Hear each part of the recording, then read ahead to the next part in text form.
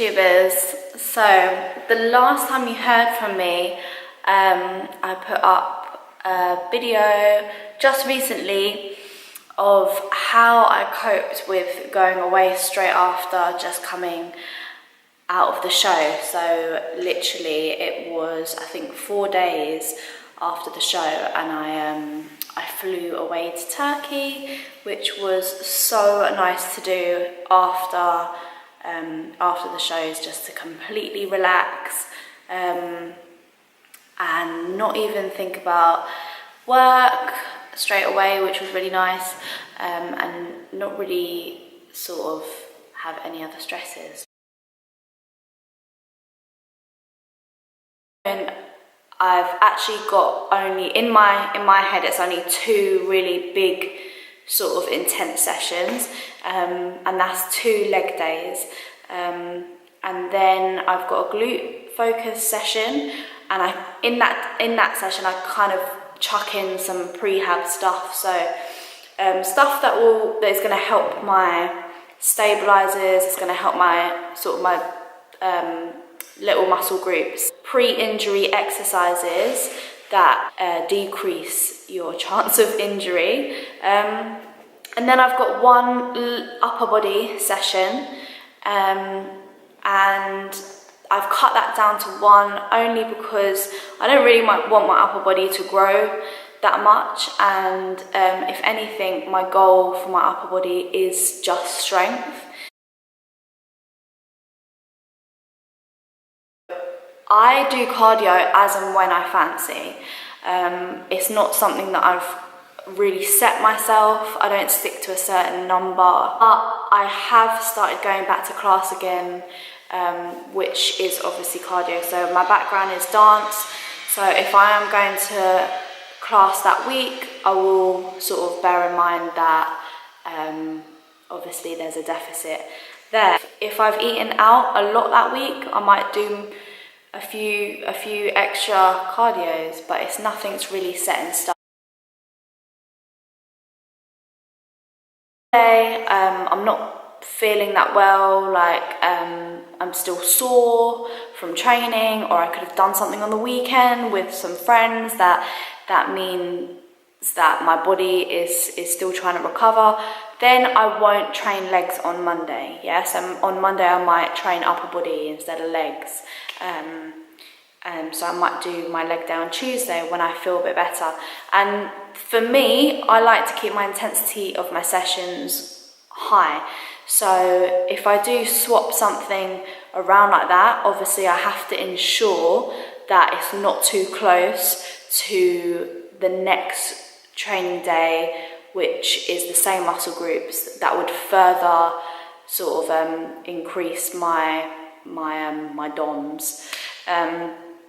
But at the same time, it does mean if I do listen to my body, then the next time I train for that session, I can train as intense as I want to, instead of being half-hearted in that session.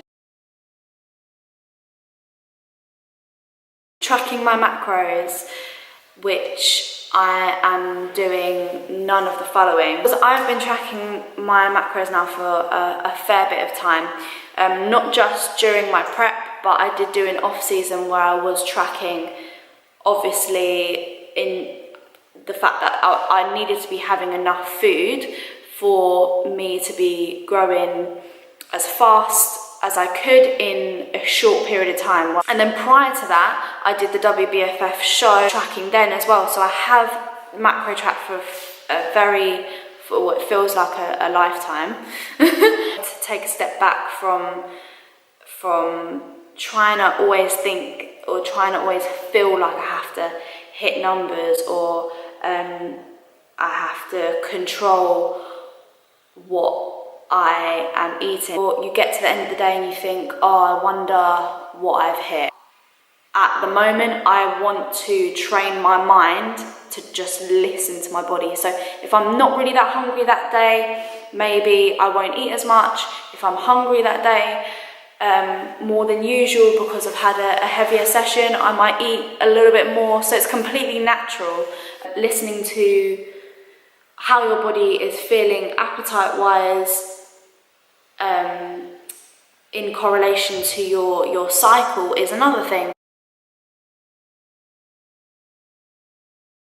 You have to trust yourself to listen to how you're feeling, and a lot of the time, if you are tired, you might just want to overeat. But I think it's got to the stage with me now where I know if I am just tired, or I'm, you know, if I need a nap, or if I need 10 chocolate bars.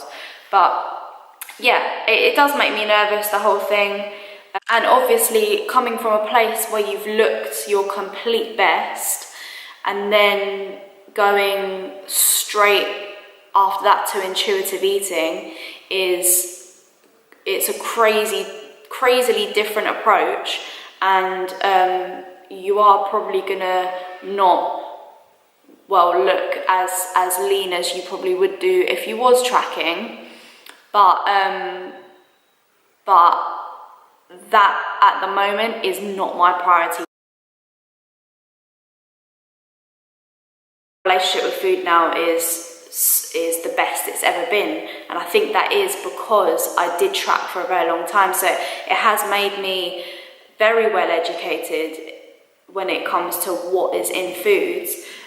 So I'm not putting macro tracking down as a negative at all, but I do think that it's not something that you should live your everyday lifestyle based upon. But I still do use macros and tracking macros with a lot of my clients. But a lot of people would say, well, then how would you stay on track if you're not tracking? Well, I make sure that I hit my protein every day. And hit my protein, I mean, I have a high protein diet, so I hit my protein in my head. I keep my water very high. I have about 4 litres of water a day. And without that, I feel tired, run down and dehydrated, and I don't perform as well. And then number 3 is whole foods. So I get my foods a lot from whole meals. So I actually make about 3 or 4 meals for my day ahead. But yeah, I just don't track them, and anything I have on top of that is on top. They are 2 very different approaches for me, and it's not that I don't like being on prep at all. I actually really like the focus of it, and I think I like it because it's different from my sort of lifestyle approach. So peace up, A-Town down. Check out Nicole's new vlogs, because her goals are different since coming out of the show as well.